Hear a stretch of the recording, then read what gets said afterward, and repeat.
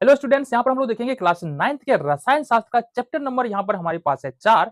और chapter number अगर 4 की बात करते हैं तो ये चैप्टर है हमारा परमाणु और अणु।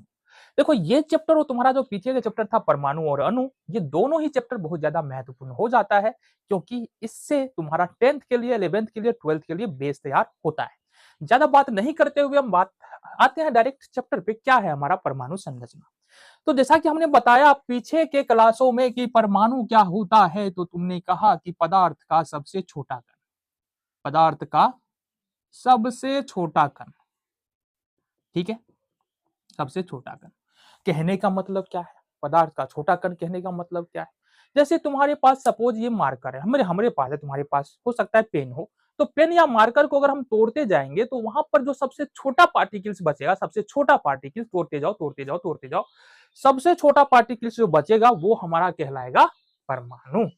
हालांकि हम लोग इतना छोटा तोड़ नहीं सकते हैं, और तोड़ भी देंगे तो देखेंगे कैसे, देख तो सकते नहीं है परमाणु को, ठीक है। और दूसरी बात जो आया है हमारा संरचना। संरचना का मतलब होता है बनावट। क्या होता है? बनावट। किस प्रकार से बना है? जैसे हम बात करें ना कि सिंपल सा बनावट, इस मार्कर के बनावट के बारे में बात करें कि मार्कर कैसे बना है। मार्कर में एक हमारा ढक्कन है, मार्कर में एक हमारा निब है जिससे लिखा जाता है, मार्कर में एक हमारा रिफिल है ना। चलो भाई रिफिल निकल दो, निकल नहीं रहा, निकल नहीं रहा, चलो ये मार्कर में ये हमारा रिफिल है, रिफिल में इंक डाला जाता है और मार्कर का एक अपना पूरा पूरा बॉडी है। तो इस प्रकार ये जो हम बता रहे हैं ना, ये मार्कर की बनावट है। साइकिल की बनावट की बात करें, साइकिल में दो चक्के होते हैं, उसके अलावे जो है हैंडल होता है, पाइडल होता है, ठीक है, और सीट होता है। ये सब क्या है? साइकिल की बनावट है, साइकिल इससे बना हुआ है। इसी प्रकार से हमको बात करना है कि पदार्थ का जो सबसे छोटा कण, जिसको हम लोग अपन बोलते हैं परमाणु, और परमाणु की बनावट क्या है। अब परमाणु के बनावट के बारे में इससे पहले यानी कि डॉल्टन और उससे पहले तक बहुत ज्यादा जानकारी नहीं था। देखो, परमाणु की बनावट की बात क्या करें, डॉल्टन का तो ऐसा मानना था कि परमाणु जो है किसी पदार्थ का सबसे छोटा कण है, उससे ज्यादा तो तोड़ा ही नहीं जा सकता है। तो डॉल्टन के दिमाग में यहां तक यह बात ही नहीं था कि परमाणु के बनावट के बारे में बात किया जाए। जो भी बातें हुआ है वो डॉल्टन यानी 1808 ईस्वी डॉल्टन के परमाणु सिद्धांत आने के बाद हम बात करें तो 19वीं शताब्दी आने आने तक, जब 19वीं शताब्दी शुरू होने वाला था, तब यहां पर जो है क्या है, किसके बारे में विचार किया गया? परमाणु संरचना के बारे में। अब जरा एक बार बात करें कि हमने पीछे क्या क्या देखा है। सबसे पहले बात करते हैं 600 बीसी पूर्व। भारत में एक व्यक्ति हुए जिनका नाम था महर्षि कनाद। क्या नाम था इनका? महर्षि कनाद। इन्होंने क्या बताया? इन्होंने बताया कि पदार्थ का जो सबसे छोटा कण होता है वो परमाणु होता है। पदार्थ का सबसे छोटा कण ये होता है परमाणु। इन्होंने बताया, महर्षि कनाद ने बताया, ठीक है। थोड़ा और आगे चलेंगे तो ग्रीक के दो दार्शनिक हुए लूसिपस, लूसिपस क्या लिख रहे हैं हम, लूसिपस और डेमोक्रिटस, डेमोक्रिटस। इन्होंने भी बताया परमाणु के बारे में कि पदार्थ का सबसे छोटा कण, पदार्थ का सबसे छोटा कण ये होता है बाबू तुम्हारा एटम। क्या होता है? एटम। तो महर्षि बताया तो दोनों एक ही बात, महर्षि कनाद और जो डेमोक्रिटस है, लूसिपस है, दोनों एक ही बात बता रहे हैं, लेकिन इन्होंने इसका नाम परमाणु दिया महर्षि कनाद, और लूसिपस ने और डेमोक्रिटस ने नाम दिया एटम। बस अंतर हमारा इतना है।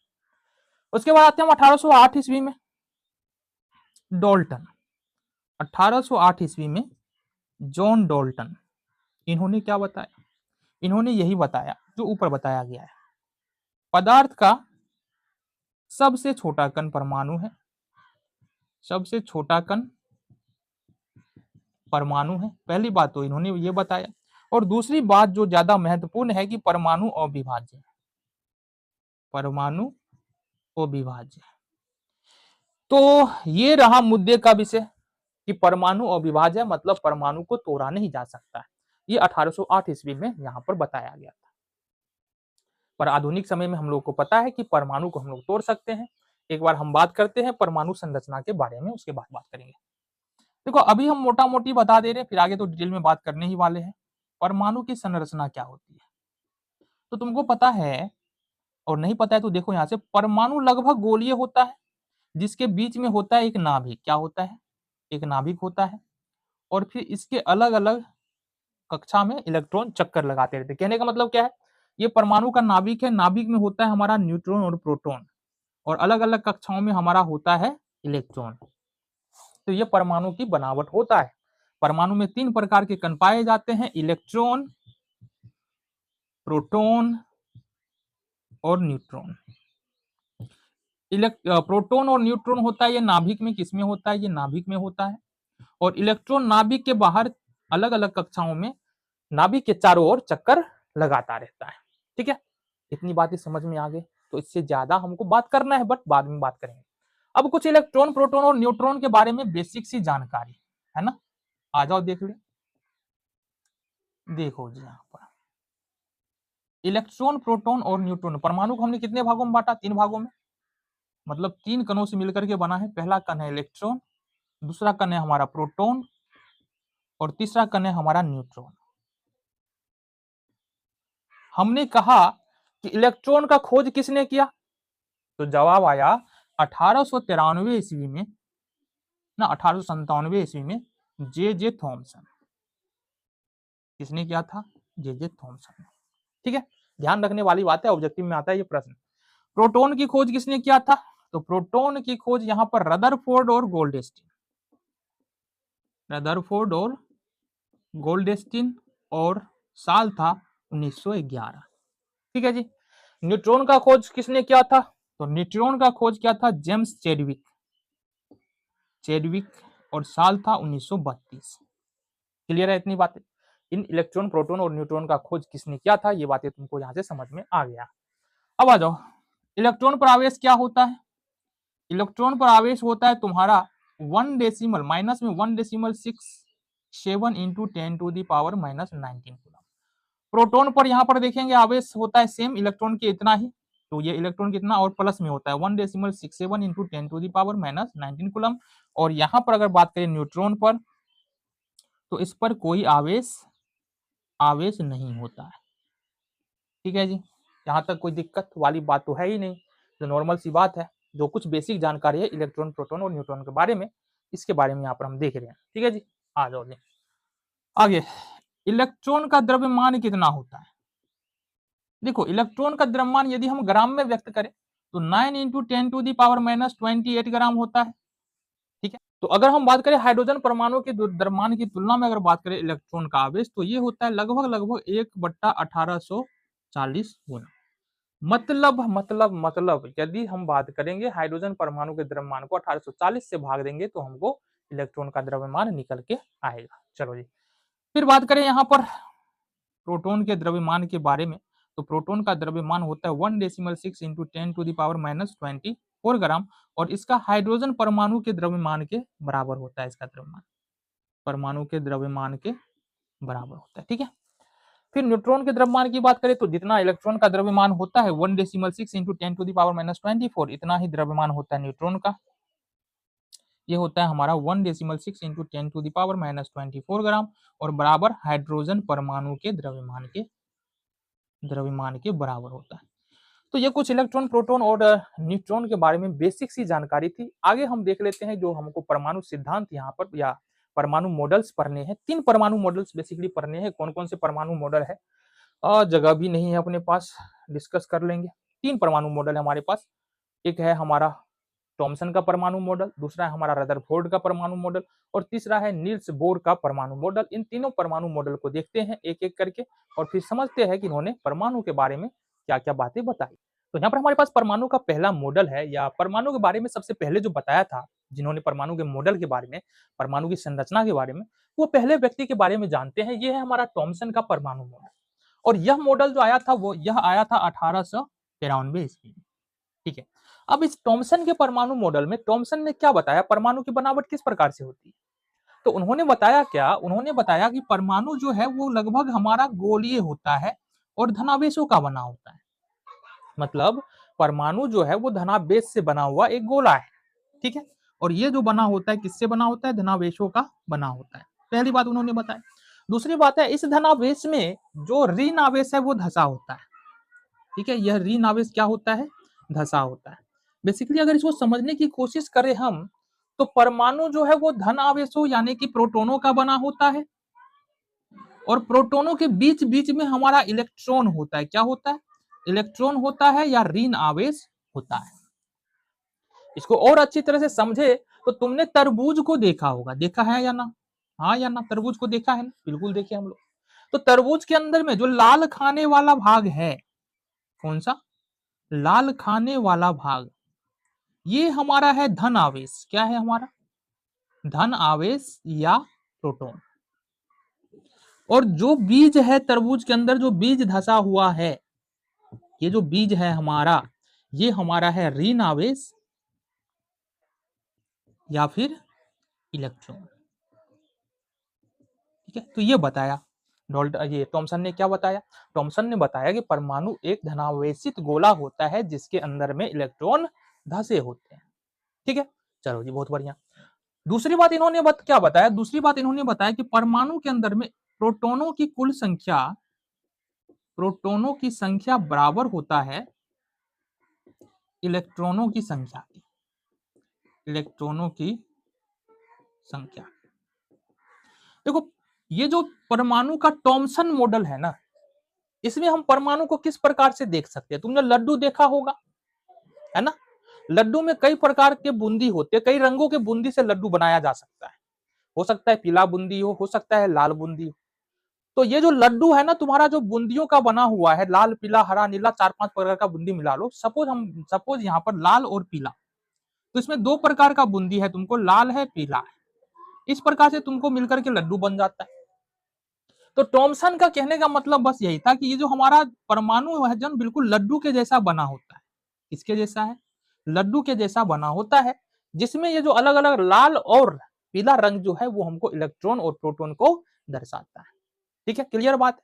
चलो जी, 2 बातें जो यहाँ पर थॉमसन ने बताया उसको हम लोग नोट डाउन कर ले। थॉमसन ने बताया कि परमाणु धनावेशित गोला है, परमाणु धनावेशित गोला है जिसमें इलेक्ट्रॉन धसे होते हैं, जिसमें इलेक्ट्रॉन धसे होते हैं। दूसरी बात जो थॉमसन के द्वारा बताया गया कि परमाणु में इलेक्ट्रॉनों की संख्या, इलेक्ट्रॉनों की संख्या बराबर होता है प्रोटॉनों की संख्या के, प्रोटॉनों की संख्या के। अतः परमाणु उदासीन होता है, अतः परमाणु उदासीन होता है। तो ये परमाणु के उदासीनता की जो थ्योरी है ना, इसको काफी हद तक जो है थॉमसन ने समझाने का प्रयास किया। हालांकि पूरी तरह से सफल नहीं हो पाया अपने परमाणु सिद्धांत में, क्योंकि हम आज के डेट में जानते हैं कि परमाणु की बनावट ना ही लड्डू की तरह होती है, ना ही तरबूजे की तरह होती है। इसकी बनावट तो ऐसे होती ही नहीं है। फिर कैसे होती है? आगे जो हमारा रदरफोर्ड का परमाणु मॉडल है उसको देखते हैं, वहां से तुमको कुछ बातें स्पष्ट होगी। और निल्स बोर के परमाणु मॉडल में जाते जाते काफी बातें तुम्हारी समझ में, तुम्हारे माइंड में क्लियर हो जाएगी। तो यहाँ पर हमको आगे देखना है रदरफोर्ड का परमाणु मॉडल देखना है, या रदरफोर्ड ने परमाणु के बारे में क्या बताया। अब देखो, अगर बात करें ना रदरफोर्ड के परमाणु मॉडल के बारे में, तो रदरफोर्ड का परमाणु मॉडल हम लोग ऐसे नहीं देखने वाले हैं। रदरफोर्ड के परमाणु मॉडल के समझने के लिए हमको एक एक्सपेरिमेंट के बारे में समझना होगा, जो हमारा है रदरफोर्ड का अल्फा कण परिकीर्णन प्रयोग। अब इसी प्रयोग के आधार पर रदरफोर्ड ने जो भी बातें परमाणु के बारे में बताई है, इसी प्रयोग के आधार पर यहाँ पर बताई गई है। तो हमको सबसे पहले समझना पड़ेगा कि ये प्रयोग है क्या। और इस प्रयोग को समझने के लिए 2-3 बात है जो सबसे पहले हमको समझना पड़ेगा। पहला है रेडियो सक्रिय पदार्थ, रेडियो सक्रिय पदार्थ। ठीक है, अब ये रेडियो सक्रिय पदार्थ एक प्रकार का पदार्थ होता है जिसमें से 3 प्रकार की किरणें निकलती हैं, अल्फा, बीटा और गामा। इन 3 किरणों में अगर हम अल्फा की बात करें तो अल्फा पर 2 इकाई धनावेश होता है और इसका आयतन जो है वो 4 इकाई होता है। कितना होता है? 4 इकाई होता है। तो इस अल्फा कण का प्रयोग हम लोग करने वाले हैं, या फिर जो रदरफोर्ड ने प्रयोग किया था उसमें रेडियो सक्रिय पदार्थ में से निकलने वाले अल्फा कण का प्रयोग किया गया था। यहाँ पर 3 प्रकार की किरणें निकलती है, बट सिर्फ और सिर्फ अल्फा कण का प्रयोग जो है रदरफोर्ड के द्वारा किया गया। दूसरा जो प्रयोग किया गया वो स्वर्ण पत्ती की। किसका प्रयोग किया गया? स्वर्ण पत्ती की। स्वर्ण पत्ती जो लगभग 100 नैनोमीटर की पतली मोटाई वाला होता है, बहुत पतली स्वर्ण पत्ती का प्रयोग किया गया, सोने की पन्नी का प्रयोग किया गया रदरफोर्ड के प्रयोग में। और तीसरा था हमारा जेडहेनेस, जिंक सल्फाइड का पर्दा। अब देखो जिंक सल्फाइड का पर्दा का प्रयोग यहां पर इसलिए किया गया, ध्यान से समझते जाना कि अब जब जिंक सल्फाइड के पर्दे से ये हमारा अल्फा कण टकराता है तो वहां पर थोड़ा सा प्रतिदीप्ति उत्पन्न होता है, मतलब उसको हम लोग देख सकते हैं, इसलिए यहां पर जिंक सल्फाइड का प्रयोग पर्दे के रूप में किया गया। अब इतना समझने के बाद हम यहाँ पर देखते हैं कि आखिर प्रयोग था क्या। सबसे पहले क्या किया गया, एक रेडियो सक्रिय पदार्थ लिया गया।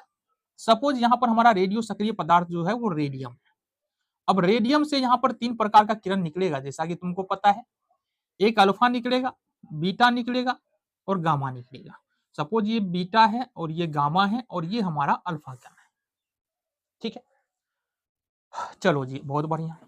इस अल्फा कण को हम आगे जाने के लिए देंगे, बाकी सारे कण को हम लोग क्या करेंगे, रोक देंगे, क्योंकि हमको सिर्फ अल्फा कण की जरूरत है, तो अल्फा कण को ही आगे भेजना है, बाकी सारे कण को हमने क्या किया, रोक दिया। और एक प्रकार की रचना हमारे पास इस प्रकार की रहेगी, सर्कुलर, वृत्ताकार। ये रचना हमारे पास रहने वाला है, ठीक है, वृत्ताकार रचना रहने वाला है। चलो अब ये जो है ना तुम्हारा क्या है, जिंक सल्फाइड का पर्दा है, ठीक है, बहुत बढ़िया। यहां तक कोई दिक्कत है, नहीं है दिक्कत। चलो अब ये जो अल्फा कण निकल रहा है ना, अल्फा कण को क्या करेंगे, अच्छा यहां पर हमको डालना है एक स्वर्ण पत्ती। ये बहुत पतला 100 नैनोमीटर की स्वर्ण पत्ती है।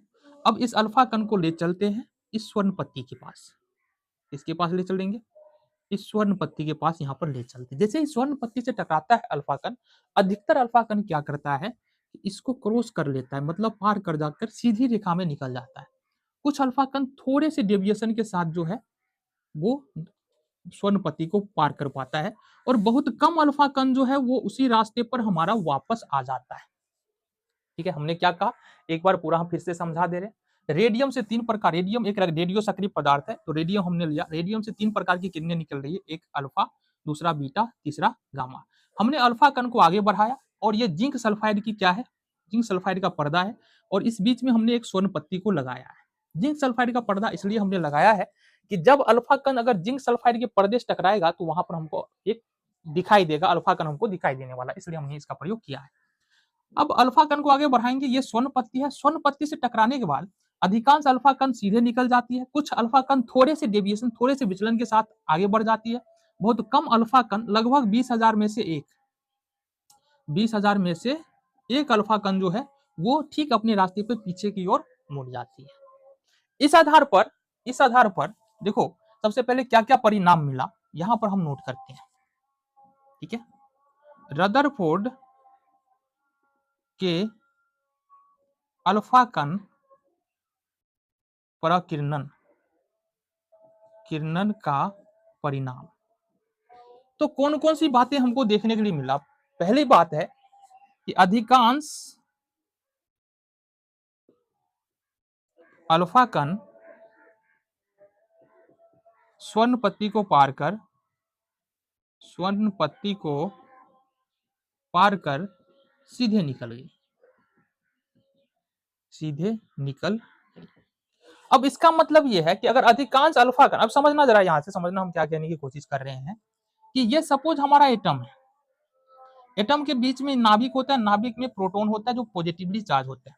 अधिकांश अल्फा पार्टिकल जो है, क्योंकि देखो यहाँ पर अल्फा पार्टिकल क्या है, हमारा एक प्लस वाला है, धनावेशित पार्टिकल है, तो इसका मतलब अधिकांश अल्फा पार्टिकल जो है वो सीधे निकल रहा है। इसका मतलब क्या है, इसका मतलब ये है कि परमाणु के अंदर अधिकांश स्थान क्या होता है, हमारा खाली होता है, ठीक है।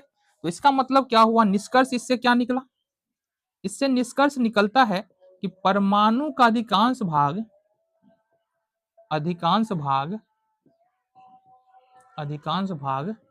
खाली होता है। क्या होता है, खाली होता है। दूसरा जो परिणाम हमने बताया कि कुछ अल्फा कण थोड़े से विचलन के साथ, कहने का मतलब है कि सपोज यहां तक आया, देखो इसको मिटा दे रहे हम, चलो जी।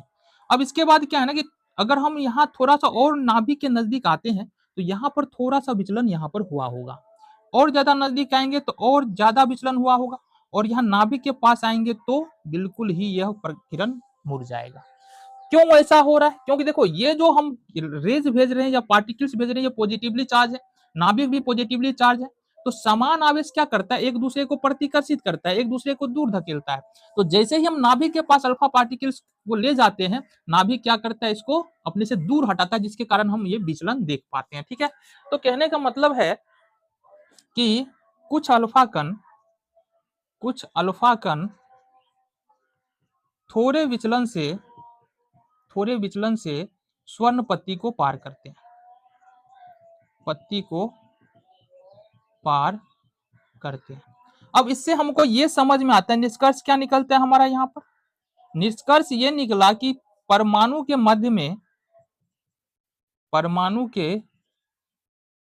में कोई धनावेश होता है। क्या होता है? धनावेश होता है। मतलब यहाँ पर विचलन होने का मतलब ये है कि परमाणु के ठीक बीच में कोई ना कोई, है ना, धन आवेश है, जिसके कारण जो है यह विचलन हमको देखने के लिए मिलता है। क्लियर है बात? तीसरी जो बात है वो देखने को मिला, बहुत कम अल्फा कण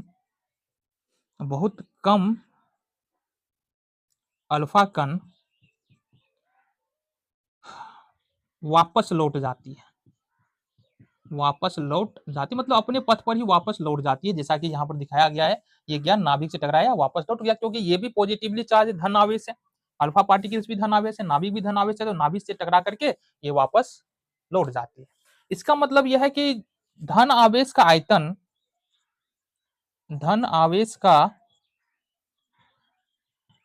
आयतन बहुत कम होता है। क्या होता है? बहुत कम होता है। मतलब चूंकि 20,000 में से एक अल्फा कण जो है, अल्फा रेज जो है, वो वापस लौट रहा है। इसका मतलब ये जो पॉजिटिवली चार्ज पार्टिकल्स है ना, जो कि प्रोटॉन है, वो बहुत छोटे से जगह में होता है, जिसके कारण ये अल्फा पार्टिकल जो 20,000 में से एक लौट पाता है। अगर बड़े से जगह पर होता तो और ज्यादा पार्टिकल्स लौटता, लेकिन 20,000 में से एक लौट रहा है, इसका मतलब ये बहुत छोटे से जगह में ये पॉजिटिवली चार्ज पार्टिकल होता है। क्लियर है बात? चलो, तो यहाँ पर रदरफोर्ड के द्वारा जो अल्फा कण प्रकीर्णन प्रयोग किया गया और उसका क्या परिणाम आया और परिणाम का मतलब क्या निकल कर आता है, इसके बारे में हमने बात कर लिया है। अब रदरफोर्ड के इस प्रयोग द्वारा जो जो बातें सामने आई, उस आधार पर रदरफोर्ड ने एक परमाणु मॉडल दिया। अब जरा देखिए रदरफोर्ड अपने परमाणु मॉडल में क्या बताता है। रदरफोर्ड अपने परमाणु मॉडल में बताता है कि परमाणु का अधिकांश भाग खाली होता है, या परमाणु में अधिकांश खाली स्थान होता है, अधिकांश खाली स्थान होता है। अब इसका मतलब ये भी है कि जैसा कि हमने देखा कि रदरफोर्ड ने जब प्रयोग किया था, तो अधिकांश अल्फा पार्टिकल्स जो है वो सीधे पन्नी को पार कर रही है, स्वर्ण पत्ती को सीधे पार कर रही है। इसका मतलब परमाणु के अंदर अधिकांश स्थान क्या है? खाली है। दूसरा जो बताया रदरफोर्ड ने, यह बताया कि परमाणु का संपूर्ण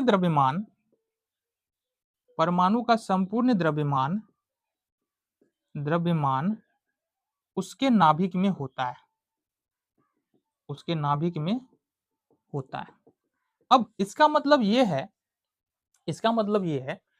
कि परमाणु के अंदर जितना भी द्रव्यमान है वो कहां पर होगा? सपोज ये हमारा परमाणु है ना, तो परमाणु के अंदर जितना भी द्रव्यमान है वो कहां पर होगा? हमारा नाभिक में होगा। तो नाभिक ही केंद्र है पूरे द्रव्यमान का। जो भी द्रव्यमान है परमाणु का, वो नाभिक की वजह से है। ठीक है। तीसरी बात जो रदरफोर्ड के द्वारा यहाँ पर बताया गया, वो बताया गया कि परमाणु में प्रोटॉनों की संख्या बराबर होता है इलेक्ट्रॉनों की संख्या की। ये बात तो थॉमसन ने भी बताया था, इसीलिए तो परमाणु उदासीन होता है ना। ठीक है, इसलिए तो क्या होता है? परमाणु उदासीन होता है, क्योंकि प्रोटॉन की संख्या इलेक्ट्रॉन की संख्या के बराबर होता है। चौथी बात जो बताया गया कि नाभिक का आयतन परमाणु के आयतन से बहुत छोटा होता है, परमाणु के आयतन से बहुत छोटा होता है। अब इसका मतलब समझो कितना छोटा होता है। चूंकि 20,000 में से एक कण जो है, यहां से हम किरण अल्फा पार्टिकल्स ले जा रहे हैं, तो 20,000 में से एक कण जो है ना वापस लौट रहा है। इसका मतलब पूरा का पूरा परमाणु तो खाली है ना, और उसमें क्या भरा हुआ है? इलेक्ट्रॉन भरा हुआ है। ये 20,000 में से एक कण यहाँ पर वापस लौट रहा है। इसका मतलब जो प्लस वाला भाग है परमाणु का, वो बहुत बहुत बहुत बहुत ही क्या है? छोटा है। बहुत ही छोटा है। इसलिए हम बोल सकते हैं कि नाभिक का आयतन परमाणु के आयतन, यानी नाभिक जो है ना, परमाणु के बिल्कुल एक छोटे से भाग में, परमाणु के बीच में एक छोटे से भाग में नाभिक होता है। ठीक है। हालांकि पूरा का पूरा द्रव्यमान जो है परमाणु का, वो नाभिक की वजह से होता है, लेकिन वो द्रव्यमान भी बहुत छोटे से हिस्से में होता है। तो ये बात रदरफोर्ड ने बताया। पांचवी बात जो बताया रदरफोर्ड ने, वो क्या था हमारा, देखिए जरा। पांचवी बात क्या था रदरफोर्ड के द्वारा, कि इलेक्ट्रॉन नाभिक के चारों ओर विभिन्न कक्षाओं में चक्कर लगाते हैं। विभिन्न कक्षाओं में चक्कर लगाते हैं, ये बताया रदरफोर्ड ने। तो रदरफोर्ड ने क्या बताया बाबू, ये तुम्हारा नाभिक हो गया, और इस नाभिक के चारों ओर अलग अलग कक्षाओं में क्या होता है, इलेक्ट्रॉन घूमता रहता है, इलेक्ट्रॉन चक्कर लगाता रहता है, ये बताया तुम्हारा यहाँ पर रदरफोर्ड ने। क्लियर है बात? चलो जी। अब सवाल उठता है ना कि रदरफोर्ड का जो परमाणु मॉडल है काफी हद तक सही रास्ते पे चल रहा था, लेकिन कुछ दोष इनके मॉडल में भी रह गया। जैसे अगर रदरफोर्ड मॉडल के दोष के बारे में बात करें, ठीक है, दोष के बारे में बात करें, तो पहला दोष है कि इनके अनुसार जो है ना परमाणु, ये इलेक्ट्रॉन क्या होता है ना, नाभिक के चारों ओर लगातार चक्कर काटता रहता है। इस वजह से इलेक्ट्रॉन के ऊर्जा स्तर में कमी, इलेक्ट्रॉन की ऊर्जा में कमी आएगी, और धीरे धीरे यह नाभिक के आकर्षण होने के कारण नाभिक में आकर क्या होगा, गिर जाएगा। बट इलेक्ट्रॉन नहीं गिरता है। तो पहला कमी तो ये हो गया। ठीक है। तो इलेक्ट्रॉन चारों ओर नाभिक के चारों ओर चक्कर लगाता है, चक्कर लगाता रहता है। इससे इलेक्ट्रॉन, देखो, इससे इलेक्ट्रॉन की ऊर्जा में कमी होगी, ऊर्जा में कमी होगी, और वह नाभिक में गिर जाएगा, नाभिक में गिर जाएगा। बट ऐसा तो होता नहीं है ना। तो पहली बात, यहाँ पर रदरफोर्ड का परमाणु मॉडल, यहाँ पर बोल सकते हैं थोड़ा सा यहाँ पर कमी रह गई रदरफोर्ड के परमाणु मॉडल में। इतनी बड़ी, देखो, इतनी बड़ी परमाणु के बारे में इतनी बड़ी बात बताना ही अपने आप में क्या है, बहुत बड़ी बात है ना। चलो जी। और हम लोग को कितना, एक ही जिंदगी मिलता है, 60 70 80 90 साल का एक जिंदगी मिलता है। अब कोई आदमी एक जिंदगी में जो है ना परमाणु के बारे में इतना बता दे रहा है, सपोज अगर 2 जिंदगी के बराबर उसको लाइफ दे दिया था, कोई भी साइंटिस्ट ले लो, कोई भी वैज्ञानिक ले लो, रदरफोर्ड ले लो, या फिर आइंस्टीन ले लो, ठीक है, न्यूटन ले लो, किसी भी वैज्ञानिक को ले लो, एक लाइफ में इतनी सारी बातें करके गए, अगर 2-3 लाइफ उनको मिल जाता, 2-3 मतलब हम बोले 2-300 साल अगर उनका जीवन होता, तो पता नहीं क्या क्या खोज करके चले जाते, हम कल्पना भी नहीं कर सकते हैं। इसलिए देखो, लाइफ में जो है ना समय बहुत ज्यादा महत्वपूर्ण होता है, मानो ना मानो, क्योंकि जिंदगी एक है, समय निश्चित है। आज के दिन में 60 70 या 80 साल जीना है इंसान को। उसी समय में तुमको अपनी एक पहचान बनानी पड़ती है ना। तो समय को खराब मत करना है, खराब नहीं करना है, समय के साथ चलने का प्रयास करो। तो दूसरा जो है ना, रदरफोर्ड ने क्या बताया, रदरफोर्ड ने बताया, ये तो बता दिया कि इलेक्ट्रॉन जो है नाभिक के चारों ओर विभिन्न कक्षाओं में चक्कर लगाता है, लेकिन ये थोड़ी बताया कि ये तो नहीं बताया कि कक्षा कितने होंगे, कक्षा संख्या क्या होगा, ये सब नहीं बताया। तो यहाँ पर हम क्या बोल सकते हैं कि रदरफोर्ड ने इलेक्ट्रॉन के कक्षाओं के बारे में विशेष जानकारी नहीं दी,